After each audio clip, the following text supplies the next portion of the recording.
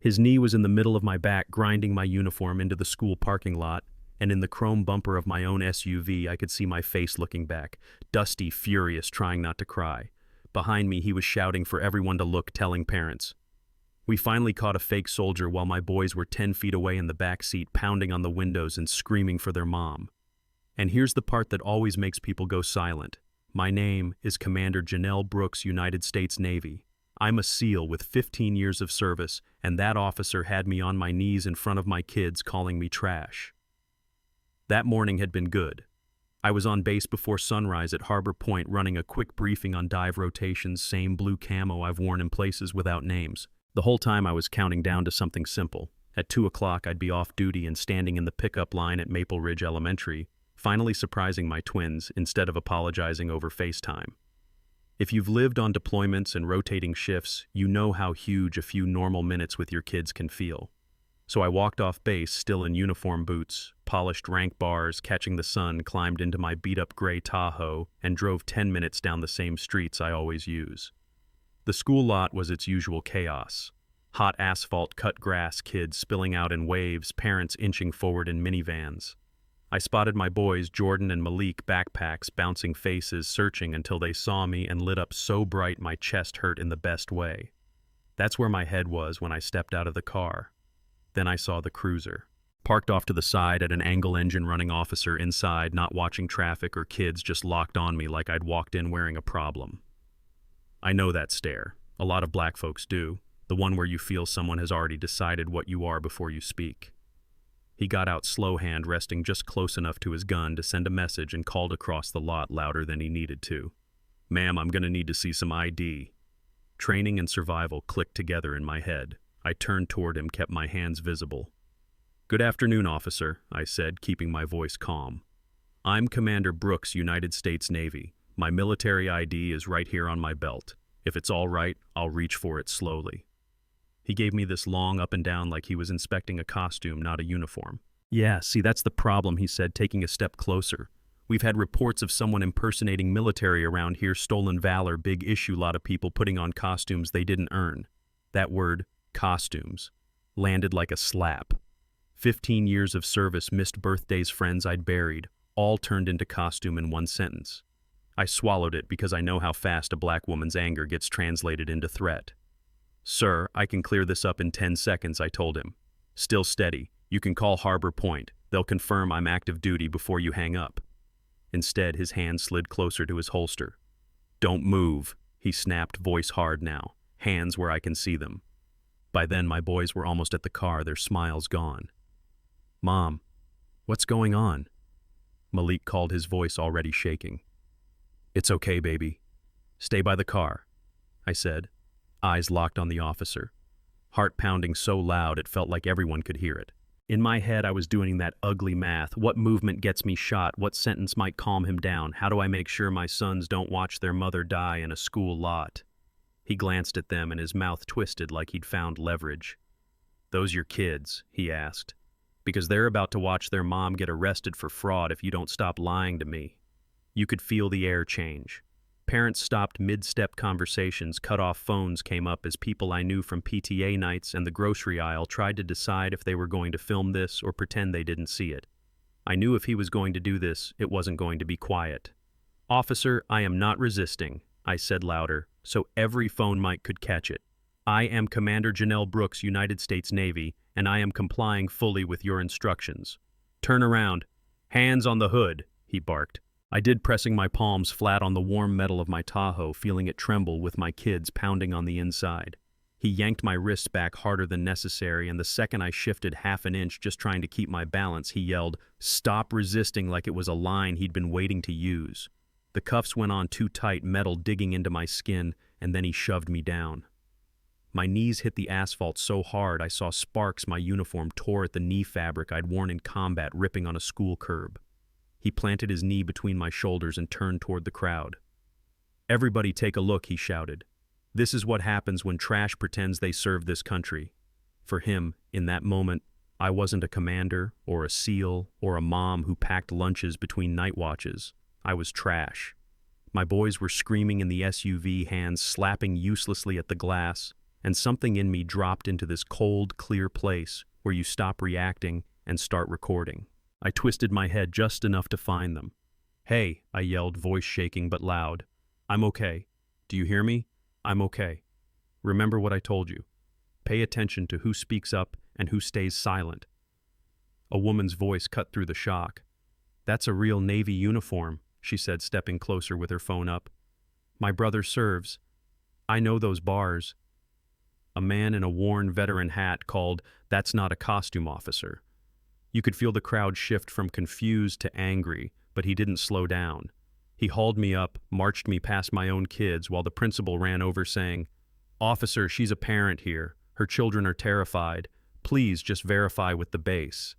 All he threw back was, "That's social services problem," like he was talking about paperwork, not two 8-year-olds watching their world crack. He shoved me into the back of his cruiser. As the door slammed, I saw my neighbor, Mrs. Alvarez, frozen by her minivan. "Loose," I shouted through the glass. "Please stay with my boys until someone from the base gets there." She nodded hard. "I've got them, Janelle. I promise." Then the car pulled away, and my sons watched their mother leave school in cuffs. From behind the metal screen, my neighborhood felt like a set.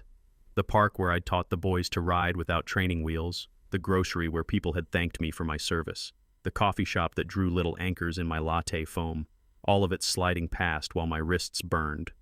The officer, Keller, I could see on his name tag, glanced at me in the rear view. So he said, almost casual, "You want to tell me where you really got that gear Amazon surplus site you really committed to the performance?" I held his gaze and answered, "Officer, I'm invoking my right to remain silent." He snorted. "Yeah, they all say that." The station was fluorescent lights and stale coffee. Heads turned when we walked in. "I heard that the stolen valor case, nice work, man." They sat me in processing, still cuffed. A woman about my mom's age came over with a fingerprint kit name tag reading Marshall. This the impersonator, she asked, but there was doubt in her eyes now. She took my belt items, ID, base card, keys, phone, and when she turned my military ID under the light, checking the holograms and the chip, something in her face changed. She didn't argue with him right away. She rolled my prints, took them to the computer, and left me there long enough for my fingers to go numb. When she called him over, her voice was flat. "Keller, you need to see this." He walked up like he was expecting praise, glanced at the screen, and the color drained out of his face. "Run it again," he snapped. "I did," she said. "Twice." Her prints match Commander Janelle L. Brooks, active duty Navy, 15 years of service, high security clearance. She is exactly who she said she is. Right about then, the front doors opened and in walked my commanding officer, Captain Elena Ruiz, in full dress blues with our base liaison and Master Chief behind her like backup. "I'm Captain Ruiz, Harbor Point Naval Station," she told the desk sergeant. "I understand you're holding one of my officers and I want to know why." When she reached processing, she checked my wrists and my knee first, then turned to the room. "Commander Brooks is one of my SEALs," she said, voice calm but sharp. "Someone is going to explain how she went from picking up her children to being arrested for impersonating herself." The excuses came fast. We thought we heard concern reports no one could actually print out. While they scrambled, another officer hurried over with her phone. "Ma'am, it's already online," she told the captain. It was the video from the parking lot, me on my knees, Keller calling me trash, my boys crying, with a caption about a Navy mom accused of faking her service. Views were climbing in real time, comments pouring in from veterans and military families who were furious. Captain Ruiz watched it once, then looked up. "What you're seeing," she said, "is your department humiliating one of my officers in front of her children based on nothing but bias and ego. There will be consequences." My lawyer arrived not long after and slipped her card into my hand. They finally took the cuffs off. Keller tried to talk like it had been an unfortunate mix-up. "Commander, I made an honest mistake. I was trying to protect the uniform. I thought I was doing the right thing," he said. I looked him in the eye and told him, "You didn't make an honest mistake. You made a choice. You saw a black woman in a uniform and decided it was fake. You ignored people telling you to slow down. You called me trash in front of my sons. Whatever comes next is just the receipt." What followed wasn't dramatic, it was slow and heavy. Investigators went through his record and confirmed what our community already felt. He stopped black drivers, more arrested us, more love to add resisting when people talked back. Complaints had been filed, logged, and quietly buried. Federal civil rights lawyers opened a case. the Navy filed its own reports. My boys started asking if every cop they saw was a Keller cop or a good one, which is not a question any child should have to chew on. Eventually, I stood in front of the city council in my dress uniform, hands gripping a podium telling this story while the room overflowed with military families, church folks, activists, and neighbors who had watched that clip again and again. My lawyer laid out the lawsuit, not just for what happened to me, but for body cameras, public data on who gets stopped, real outside oversight. The chief finally said on record that his department had failed. The Navy announced new training so our people would know their rights and have backup when things went sideways with local police. 6 months after the arrest, I sat in a federal courtroom while Keller stood there in a suit that didn't quite fit and listened to a judge sentence him. 18 months in prison for violating my civil rights, 3 years supervised release, no badge, no pension. On paper, that looks like justice. The city settled our civil case. The department rewrote some policies it should have fixed years ago. I got promoted into a role where part of my job is exactly this, telling the truth so fewer families have to live it.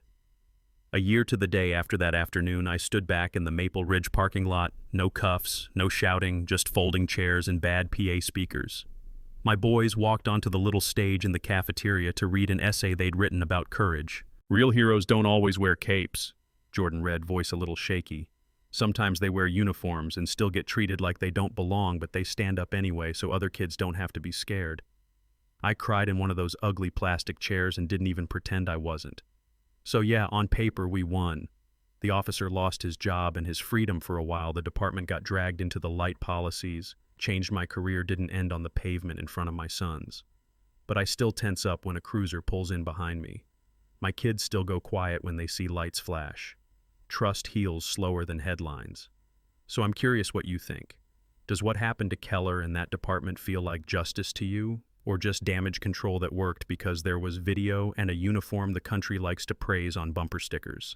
And what about the people who don't have cameras or commanders willing to walk into a station and dress blues for them? What does justice look like then? If you've listened this far, I really want to hear your take. Drop a comment, tell me if you think the system can really change or if this just confirms what you already believed. And if you've ever worn any kind of uniform and been disrespected for it, your story belongs here too.